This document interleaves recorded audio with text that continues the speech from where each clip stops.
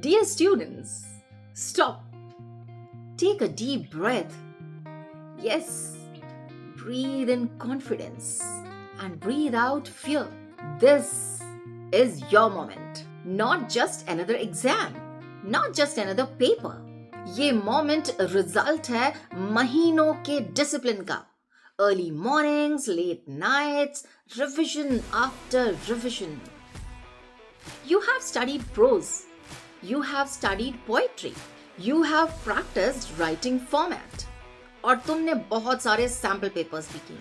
अब इतनी दूर अपने ऊपर डाउट करने तो बिल्कुल नहीं आए हो तुम. It's time to trust yourself.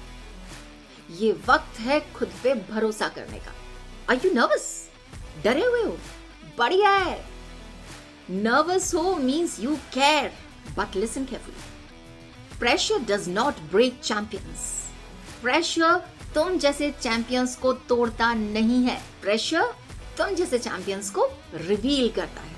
और कल तुम खुद को रिवील करने जा रहे हो. Remember, English is not about difficult words.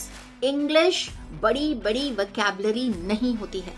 Rather ये होती है clear thinking और clear expression. करना क्या है? सबसे पहले read the question carefully. बहुत carefully question read करना. बाद में इस बात का पछतावा नहीं होना चाहिए कि हमने क्वेश्चन ठीक से नहीं पढ़ा. पहले क्वेश्चन ठीक से पढ़ना, फिर उसे समझना कि वो पूछना क्या चाह रहा है. इसके बाद आंसर प्लान करोगे और फिर नीटली एंड कॉन्फिडेंटली लिख के आना. किसी की हिम्मत है कि मार्क्स डिडक्ट करे? सवाल ही नहीं उठता. और इसके साथ साथ मैं बता दूं, प्रेजेंटेशन मैटर्स. तो इस बात का ख्याल रखोगे कि आंसर्स को प्रेजेंट कैसे करना है. सबसे पहले तो की पॉइंट्स को अंडरलाइन कर देना. बहुत हेल्प करते हैं ये. एग्जामिनर को साफ साफ नजर आता है कि इसने कौन कौन से पॉइंट्स बेसिकली की पॉइंट्स यूज किए हैं. ठीक है, तो उन्हें अंडरलाइन कर देना. नेक्स्ट, वर्ड लिमिट को स्टिक करना. और lastly, manage your time wisely.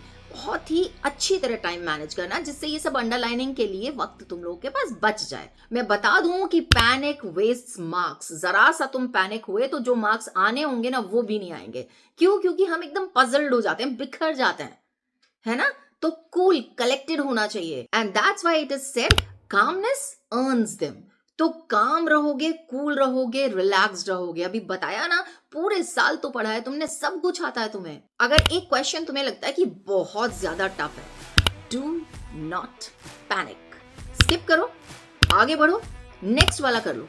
और फिर जब इतने सारे क्वेश्चंस तुम परफेक्टली करोगे तो वो कॉन्फिडेंस गेन करोगे और स्ट्रांग बन के वापस आना उस क्वेश्चन पे जो नहीं आ रहा था. फॉर श्योर तब तक तुम्हें आंसर मिल चुका होगा. और हाँ, एक और बात बता दूं, वो जो एग्जामिनर बैठा हुआ है ना, दुश्मन नहीं है तुम्हारा. Is not your enemy. वो तुम्हें मार्क्स देना चाहता है, तो हेल्प करो ना उसकी. कैसे करोगे help? By writing clear structured answers. Now say it with me. I am ready. I am confident. I will give my best. Once again, I am ready. Now अब जब तुम केपेबल हो, प्रिपेयर्ड हो, कॉन्फिडेंट हो, तो अब जब तुम एग्जामिनेशन हॉल में वॉक करोगे तो कॉन्फिडेंस होना चाहिए तुम्हारी नजरों में और कूलनेस होनी चाहिए हार्ट में. कूल, काम, composed.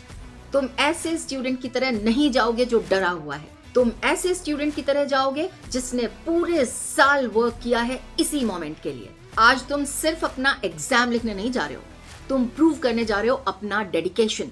You didn't study to feel nervous. तुमने अब तक नर्वस फील करने के लिए नहीं पढ़ा था. तुमने पढ़ा था परफॉर्म करने के लिए. और कल तुम परफॉर्म करोगे. So write smart, stay focused and finish proud. ये तुम्हारा वक्त है. So go in strong and come out victorious. Strong बन के जाना और विक्टोरियस होके वापस आना. You have got this.